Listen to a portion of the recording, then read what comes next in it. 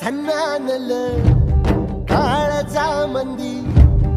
अन हत्ता मंदी हात आलं जी सैराट झालं